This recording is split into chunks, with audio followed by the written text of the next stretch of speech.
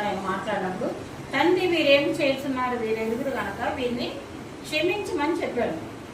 అయితే అప్పుడు ఆ పిలాతు ఏం చెప్తారంటే, ఈయన దగ్గర నాకు ఏ దోషము కనబడట్లేదు అని చెప్పినప్పుడు మరి యూదులందరూ ఏమంటారంటే, ఈయన్ని సిలువ వేయండి అని బరబ్బాని దొంగ ఉంటాడు. ఆయన్ని మరి అదే ఆ సమయంలో మరి ఆ పండగ పస్క సమయంలో ఒకరిని విడుదల చేయొచ్చు, ఆ దొంగల్లో ఒకళ్ళని.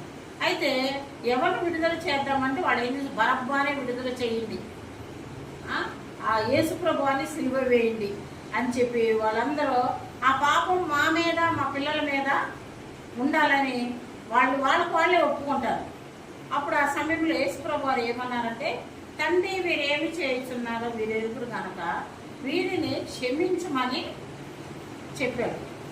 అయితే అలాగే సిలువలో పలికిన ఉన్నమాట లోకాసు వార్త 23:43లో, అందుకు ఆయన వారితో, నేను నీవు నాతో కూడా పరదేశులు ఉండవని నిశ్చయముగా నీతో చెప్పుచున్నాను నేను.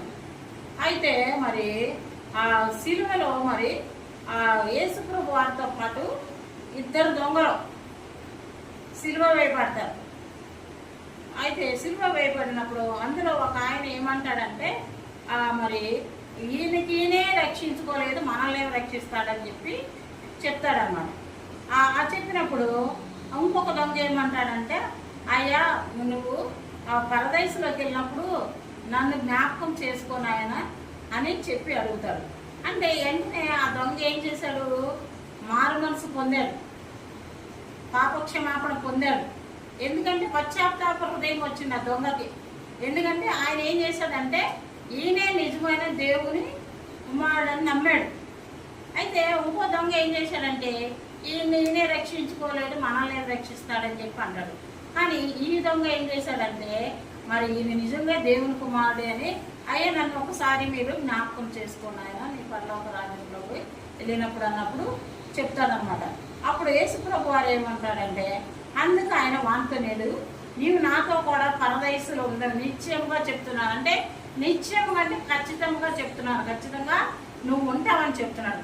అంటే చాలా మంది ఏం చేస్తారంటే, రోజు తరపున ప్రార్థన చేయాలి అని మారు మనసు పొందాలంటే అంటారు. కానీ ఆ దొంగ ఎంతసేపు వితిన్ సెకండ్స్లో మారు మనసు పొందాడు. ఎందుకంటే ఆయన నిజమైన దేవుని కుమారుడు అని తెలుసుకున్నాడు. వెంటనే ఆయన ఆ మారు మనసు కలిగింది, ఆయన పాపాల పశ్చాత్తాపం పడ్డాడు. వెంటనే యేసుప్రభు వారు కూడా హృదయాలు ఎరిగిన దేవుడు. ఆయన ఏం చేశాడు, ఆయన హృదయాలను పరిశోధించే దేవుడు, ఆత్మను పరిశోధించే దేవుడు. ఆయన ఆ దొంగ హృదయంలో ఏమనుకున్నాడు, పశ్చాత్తాపడ్డాడు, అదంతా కూడా యేసుప్రభు వారు తెలుసుకుని ఆయన ఏం చేశాడు, నిత్యంగా నువ్వు నాతో కూడా పరదేశంలో ఉంటావని చెప్పాడు అన్నమాట. అయితే మూడో మాట కూడా యోహాను 19:36లో ఏమన్నాడు, యేసు తన తల్లి తను ప్రేమించిన శిష్యుడు దగ్గర నిలుచుండడం చూసి, అమ్మా ఇదిగో నీ కుమారుడు అని తన తల్లితో చెప్పాను. తర్వాత శిష్యుని చూసి ఇదిగో నీ తల్లిని చెప్పాను. ఆ గడియ నుండి ఆ శిష్యుడు ఆమెను తన ఇంట చేర్చుకున్నాను. అయితే మరి ఆయన యేసుప్రభు వారు ఈ లోకానికి వచ్చినప్పుడు శరీరధారిగైన కన్య మరియమ్మ గర్భాన జన్మించాడు. ఆ జన్మించినప్పుడు ఆయన శరీరధారిగా ఉన్నాడు కాబట్టి ఆయన ఏం చేశాడంటే, శరీర సంబంధమైన తల్లిని మర్చిపోలేదు, ఒంటరిగా విడిచిపెట్టలేదు, తన బాధ్యతను తను నెరవేర్చాడు. ఎందుకంటే తను సిలువ వేయబడకపోతున్నాడు, తన ప్రాణాలతో ఉండడు శరీరముగా. అందుకని ఆయన ఏం చేశాడంటే, తన తల్లి బాధ్యతను మర్చిపోకుండా ఏం చేశాడు, మరి తన శిష్యుడికి యోహాను ఆ శిష్యునికి తన తల్లిని అప్పచెప్పాడు. ఇక నుంచి ఈమె బాధ్యత నీదే చూసుకోమని అప్పచెప్పాడు. అయితే తన మరి తన స్నేహితుడికి చెప్పాడు అనమాట. చెప్పినప్పుడు మరి తల్లికి కూడా ఏం చెప్పాడు, అమ్మ ఈయనే నీ కుమారుడని చెప్పాడు. అంటే శరీర సంబంధమైన తల్లిని కూడా ఆయన ఏం చేశాడండి, మర్చిపోలేదు. తన చనిపోతున్నానని తెలిసి తన తల్లిని తనతో ఉన్న స్నేహితుడు అప్పచెప్పాడు, తల్లి బాధ్యత నువ్వు చూసుకోమని. అయితే తల్లికి కూడా కుమారుడు లేని లోటు తీర్చుదని, అమ్మ ఇదిగో నీ కుమారుడని అప్పచెప్పాడు. ఆ సమయంలో మరి ఆ శిష్యుడు ఏం చేశాడు, తన తల్లిని మరియను తన ఇంట చేర్చుకున్నాడు అన్నమాట.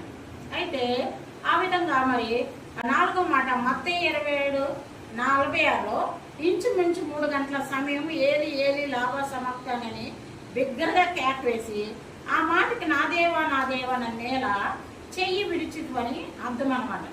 అయితే 3 గంటల సమయంలో యేసుప్రభు వారు మరి ఆ 3 గంటల సమయంలో సిలువ వేయబడినప్పుడు ఆ దొంగలు అందరూ కూడా పెద్ద గాలి ఆ బండ మీద బండలో దొరికిపోతూ ఉంటాయి.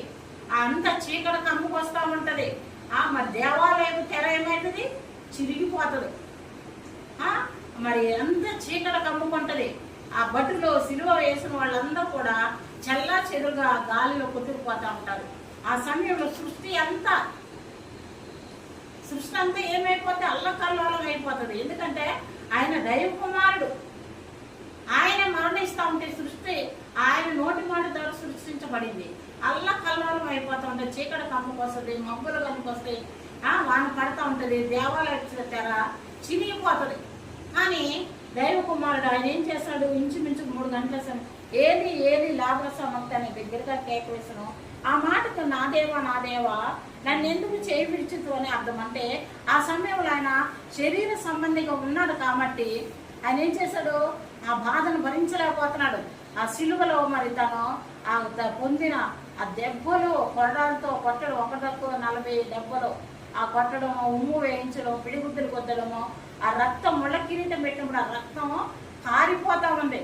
ఆయన శరీర సంబంధిగా ఆ బాధని తట్టుకోలేక నా దేవా నన్ను ఎందుకు చేయి విడిచిదు అని తండ్రికి దేవుడికి ఆయన ప్రార్థన చేశాడు అనమాట. అయితే 5వ మాట యోహాను సువార్త 19:28లో అటు తర్వాత సమస్తమును అప్పటికి సమాప్తమైనదని చెప్పి మరి ఎరిగి లేఖనము నెరవేరినట్టు నేను దప్పుకొంచున్నాను. అటు తర్వాత ఆయన ఏమన్నాడు, సమస్తము సమాప్తమైనది. ఎందుకంటే ఆయన భూలోకానికి వచ్చిన పని నెరవేరింది. ప్రజలందరి పాపాలని ఆయన భుజాల మీద వేసుకొని ఆయన మన కొరకు ఆయన బలియాగమైపోయాడు. ఎందుకంటే పాత నిబంధనలు ఆది కాండంలో చూస్తే ఒక పాపము చేయడము, ఒక గొర్రెను సమర్పించడము, ఒక పాపము చేయడము, ఇంకో గొర్రెను సమర్పించడం, అలాగే ఎన్ని గొర్రెలను బలి ఇస్తారు, ఎన్ని ఎద్దులను బలి ఇస్తారు. అందుకనే మళ్ళీ పాపము పోయిన తర్వాత మళ్ళీ పాపం చేసి మళ్ళీ ఇంకొక ఆ గొర్రెను బలి ఇస్తారు. లేని వాళ్ళు అయితే తెల్ల గొర్రెల్ని బలి ఇస్తూ ఉంటారు. అయితే ఆ విధంగా ఎన్ని గొర్రెలను బలి ఇస్తారు, ఎన్ని ఎద్దులను బలి ఇస్తారు. అలా కాకుండా ఒకసారి ప్రజలందరి కొరకు నా కుమారుణ్ణి నేను బలియాగంగా సమర్పిస్తాను అనుకుని యెహోవా దేవుడు ఈ భూలోకానికి మనందరి పాపాలను మోయడానికి ఆయన ఏం చేశాడండి, మనందరి పాపాలను మోయడానికి ఆయనే బలియాగం అయిపోయాడు. ఆయనే సిలువలో తన ప్రాణాన్ని త్యాగం చేశాడనమాట ఆయన. అందుకే ఆయన ఏమంటున్నాడని అర్థాలు సమస్తం అప్పుడు సమాప్తమైనది వేసరి లేఖనము నెరవేరినట్లు నేను దప్పుకొంటున్నాను. ఆయన వచ్చిన పని అంతటినీ నెరవేర్చాడు. మరి ఆ సిలువల బాధను భరించలేక నా దేవా నన్ను గుర్తు చేసుకోమని ఆయన అడిగాడు. అయితే మరి సమస్తము ఆయన వచ్చిన పని మన పాపాలన్నింటినీ ఆయన మీద వేసుకుని ఆయన రక్తంలో మన అందరినీ కడిగి నీతిమంతులుగా తీర్చాడు. పాపాన్ని అంతటిని ఆయన భరించాడు. ఆయన వచ్చిన పని నెరవేర్చబడింది. అందుకనే సమాప్తమైనది ఎరిగి ఇది లేఖనాల్లో ప్రవక్తలు రాశారన్నమాట. లేఖనం నెరవేరినట్లు నేను దప్పుకొంచున్నాను అన్నాడు. మొత్తం సమాప్తం అయిపోయింది. ఆయన వచ్చిన పని సిలువలో ఆయన మరి వేలాడి తీశారు, రక్తాన్ని చిందించారు మన కొరకు, పిడిగుత్తలు గుద్దారు, ఉమ్ము వేయించారు, అన్నీ కూడా భరించాడు ఆయన. ఎందుకంటే ఆయన వచ్చిన పని నెరవేర్చబడిన సమస్తమును సమాప్తమైనదని చెప్పి యేసు లేఖనము నెరవేరినట్లు నేను దప్పికొనిచున్నాను అనడానికి దాహము వేస్తూ ఉందన్నమాట. అయితే 6వ మాట యోహాను 10:30లో యేసు చిరకను పుచ్చుకుని సమాప్తమైనదని చెప్పి తల వంచి ఆత్మను అప్పగించాడు. ఎందుకంటే ఆయన ఆ చిరకని వాళ్ళు ఏం చేశారంటే మంచినీళ్ళు ఇవ్వకుండా చేదు చిరకను ఆయన నోట్లో పెట్టారు. అది ఆయన ఎంత దాహం కొన్నాడంటే మరి మంచి నీళ్ళు ఇవ్వకోకుండా ఆ చిరకని పుచ్చుకుని సమాప్తమైనదని చెప్పి తల వంచి ఆత్మను అప్పగించాడు. అంటే ఆ మొత్తం సమాప్తమైనది ఉందని ఆ చేదు చిరక నోట్లో పెట్టినప్పుడు అది నీళ్లు కాదు తాగలేక ఆ చేదు చిరకను పుచ్చుకుని సమాప్తమైనది చెప్పి తల వంచి ఏం చేశాడు, ఆత్మని అప్పగించాడు అనమాట. ఆయన వచ్చిన పని అంతా నెరవేర్చబడింది. ఎందుకంటే యెహోవా దేవుడు యేసు ప్రభు వారి కంటే కూడా మరి మనల్ని ఎక్కువ ప్రేమించాడు. మనల్ని ఎక్కువ ప్రేమించి తన అద్వితీయ కుమారుణ్ణి మనకి ఇయడానికి ఆయన వెనుకాడలేదు. మన కొరకు ఆయన సిలువలో బలియాగము చేశాడు తన కుమారుని, తన సొంత కుమారుని. అయితే యేసు ప్రభు వారి కంటే కూడా మనల్ని ఎక్కువ ప్రేమించి, ఎందుకంటే మనం ఆది కాండంలో 1:27 ఉంటుంది కదా, మరి ఆయన పోలికలో పుట్టామని మనము, ఆయన స్వరూపం ఆయనకంటే కొంచెం మహిమలో తక్కువ. అందుకే ఆయన యేసు ప్రభు వారి కంటే ఎక్కువగా మనల్ని ప్రేమించి తన కుమారుని మన కొరకు బలి ఇచ్చేసాడు అనమాట. అందుకే ఇక్కడ మరి ఆయన ఆ శీలకను పుచ్చుకొని సమాప్తమైనదని చెప్పి తల వంచి ఆత్మను అప్పగించేశాడు. అయితే 7వ మాటలో లూకాసు వార్త 23:46 అప్పుడు యేసు గొప్ప శబ్దంతో, మామూలుగా కాదంట, గొప్ప శబ్దంతో తండ్రి, ఆ తండ్రి అని కేక వేసినప్పుడు అంతా ప్రాంతమంతా దద్దరిల్లిపోయిందనమాట. ఆ నీ చేతికి నీ ఆత్మను అప్పగించుకుంటున్నానని ఆయన అలాగే చెప్పి ప్రాణం ఇచ్చాయి. అంటే అప్పుడు యేసు ఏం చేశాడండి, ఆ బాధను చనిపోయేటప్పుడు అసలు ఎంత వేదనో, మనం ఆ బాధ భరించలేమని, ఆ కొడ దగ్గర మనం తినలేమని, ఆ ముఖాన్ని మూవ్ వేయించుకోలేమని, ఆ ముళ్ళ కిరీటాన్ని మనం ధరించలేమని, ఆ సిలువ మోసుకుంటూ ఆ కొండ మీదకి ఆయన నడుస్తూ ఉంటే పాదాల్లో ముళ్ళు గుచ్చుకొని, రాళ్ళు గుచ్చుకొని, మనం చిన్న ఒక ముళ్ళు గుచ్చుకుంటేనే, చీమ కుడితేనే మనం అసలు ఓర్చుకోలేము. కానీ ఆయన మన కొరకు మన పాపాలన్నీ ఆయన మీద వేసుకొని ఆ బాధని భరించాడు.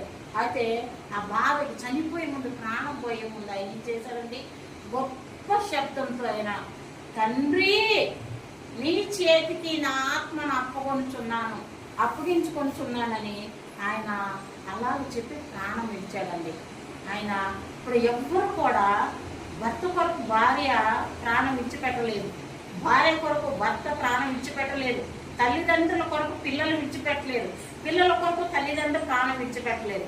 కానీ ఆయన ఒక్కడేనండి, యెహోవా దేవుడు అద్వితీయ కుమారుని మన కొరకు సిలువలో బలియాగం ఇచ్చాడు, మన కొరకు రక్తం కార్చాడు, మన కొరకు ప్రాణం పెట్టాడు. ఎవరు చేయలేనటువంటి ప్రాణ త్యాగాన్ని ఆయన చేశాడు. హల్లెలూయా. అయితే ఆ విధంగా మనము అందుకంటే కదా ప్రేమలు రకాలు ఉంటాయి. ప్రేమలో లవర్స్ ప్రేమించుకునే ప్రేమ ఉంటుంది, తల్లిదండ్రుల ప్రేమ ఉంటుంది. వాటిలో అన్నిటికంటే కూడా దేవుని యొక్క ప్రేమ ఎంతో విలువైనది. అన్నిట్లో ఆయన ప్రేమ ఉంది. మనల్ని ఎంతగానో ప్రేమించాడు కాబట్టి యెహోవా దేవుడు తన అద్వితీయ కుమారుని మన కొరకు బలి ఇచ్చేశాడండి. వదకు సిద్ధపడిన గొర్రె పిల్లలాగా ఆయన మనిషిగా ఉన్నాడు కాబట్టి ఆ బాధను తట్టుకోలేక తండ్రి అని కేక వేసి గొప్ప శక్తంతో ఆయన ప్రాణం విడిచి ఆయన ఆత్మను అప్పగించేశాడు. ఎందుకంటే మనం ఆయన శరీరంలో ఉన్నాడు కాబట్టి శరీరం మట్టికి మన్ను అయిపోతాడు, ఆత్మ దయచేసిన దేవుని దగ్గరికి వెళ్ళిపోద్ది అనమాట. అందుకే శరీరంలో ఉన్నాడు కాబట్టి గొప్ప శబ్దంతో తండ్రి అని కేక వేశాడు. అంటే ఆ ప్రాణం పోయేటప్పుడు ఆ బాధను తట్టుకోలేక ఆయన తండ్రి అని కేక వేశాడు. మనం కూడా చూడండి, ఏదైనా దెబ్బ తగిలినప్పుడు అమ్మ అంటాము, లేదంటే నాన్న అంటాం. అయితే దెబ్బ తగలంగానే ఆ బాధ నొప్పి వచ్చిందనుకో అమ్మ అంటాం, లేకపోతే నాన్న అంటాం. అయితే ఈయన కూడా ఏం చేశాడు, ఆ బాధను ప్రాణం పోయేటప్పుడు ఆ బాధను తట్టుకోలేక గొప్ప శబ్దంతో తండ్రి అని పెద్ద కేక వేసి ఆయన ఏం చేశాడండి, నీ చేతికి నా ఆత్మను అప్పగించుకుంటున్నాను అన్నాడు. అసలు మనం వాళ్ళు చూస్తే మనం ఆ బాధలు భరించలేమని, ఆ ముళ్ళ కిరీటాన్ని పెట్టుకోలేమని, ఆ సిలువను మొయ్యలేమని మన కొరకు ఆయన సిలువలో త్యాగాలు చేశాడు. ఎవ్వరు కూడా ఏం చేస్తారంటే అసలు నిజంగా దేవుణ్ణి అర్థం చేసుకున్న వాళ్ళు, నిజంగా ఆయన ఆత్మ అభిషేకాన్ని పరిశుద్ధాత్మ పొందుకున్న వాళ్ళు ఆయన చేసిన త్యాగాన్ని చూస్తే అసలు ఎవరు పాపం చేయరండి.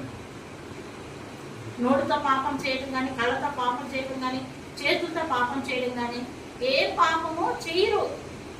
ఎందుకంటే వాళ్ళు దేవుణ్ణి సరిగ్గా ప్రేమిస్తే, వాళ్ళు దేవుణ్ణి బాగా అర్థం చేసుకుంటే ఏ పాపమో చేయరు. ఎందుకంటే ఆయన మన కొరకు అంత బాధలను అనుభవించి ఆ ప్రాణత్యాగం చేసిన దేవుడు, అంత ప్రాణత్యాగం చేసిన దేవుడికి మనం ఏం చేయాలి, ఈ లోకంలో ఉన్న చిన్న చిన్న ఆశలు మనం వదులుకోలేకపోతా ఉన్నాము. ఆయన మన కొరకు ఏం చేశాడంటే అసలు ప్రాణమే పెట్టేశాడు. కానీ మనం ఏం చేస్తాం, మన శరీరంలో ఉన్న ఆ లోకాశ నుంచి మనం విడిపించుకోలేకపోతున్నాం. ఇక్కడనైనా మనం ఆయన మన కొరకు అంతా అది ప్రాణత్యాగం చేశారు కాబట్టి మనం ఏం చేయాలండి? ఈ చిన్న మనలో ఉన్న కోరికలు, చెడ్డ కోరికలు అంటే మనం కూడా యేసు ప్రభు ఆత్మను అప్పగించేశాడు పరలోక రాజ్యంలోకి ఆయన మరి వెళ్ళారు కాబట్టి మనం కూడా మనలో ఉన్న చిన్న చిన్న లోకాశాలన్నింటినీ వదిలేసి ఆయన ప్రాణత్యాగాన్ని గుర్తు చేసుకుంటే మనం ఏ పాపము చేయము. ఆయన రక్తంలో మనం కరగబడి నీతిమంతులుగా తీర్చబడ్డాం. ఆయన రక్తం మన మీద చిమ్మినప్పుడు మనం బాప్తిసం తీసుకున్నప్పుడు మనం నీతిమంతులుగా తీర్చబడ్డాం. అందుకే తన తండ్రికి పెద్ద కేక వేసి ఆయన ప్రాణం ఇచ్చాడు. అలాగే మరి 7వ మాట కూడా ఆయన చెప్పిన ఇలాగ చెప్పి ప్రాణం ఇచ్చాడు. అందుకే ఆయన చెప్పిన మన ఈ 7 మాటలను కూడా జ్ఞాపకం చేసుకుని ఆయన మన కొరకు ఎంత వేదన అనిపించాడు, ఎంత బాధను అనుభవించాడో, శిలువలో చేసిన త్యాగాన్ని మనం గుర్తు చేసుకుని ఇక మనం ఈ లోకంలోకి వెళ్ళినప్పుడు కూడా ఆయన శిలువ త్యాగాన్ని, ప్రాణ త్యాగాన్ని మనం జ్ఞాపకం చేసుకుని పాపము చేయకుండా మనము ఆయన యేసు క్రీస్తు రక్తంతో మనం కడగబడి నీతిమంతులుగా తీర్చబడ్డాం కాబట్టి ఆయన చెప్పిన ప్రకారం మనం జీవిస్తే మనం కూడా పరలోక రాజ్యంలో చేరాలి. ఈ 7 మాటలు కూడా జీవించుకోవాలి. చిన్న ప్రార్థన చేస్తా. స్తోత్రం నాయన మా పరిశుద్ధుల ప్రభావ, ఈ 7 మాటల్లో పలికిన సత్యాన్ని మేము గ్రహించి దాని ప్రకారం నాయన మా కొరకు ఆ ప్రాణ త్యాగం చేసిన దేవా మీకు ఏమి ఇచ్చినా నేను రుణం తీర్చుకోలేను తండ్రి. నేను ఆ నాయన అలాగే నాయన మరి ప్రాణ త్యాగాన్ని చేశారు తండ్రి. మా కొరకు తిరిగి తెచ్చుకున్నాం, గుమ్మ వేయించుకున్నాం. మీరు చేసిన త్యాగాన్ని బట్టి స్తోత్రం చెల్లిస్తూ యేసు నామములో ఈ మాటలు అందరూ హృదయాల్లో చూస్తున్న అందరి హృదయాల భద్రపరిచి దాని ప్రకారం నడిచే జీవితాలను అందరికీ దయచేయండి. యేసు నామములో అడిగి వేడుకుంటున్నాం.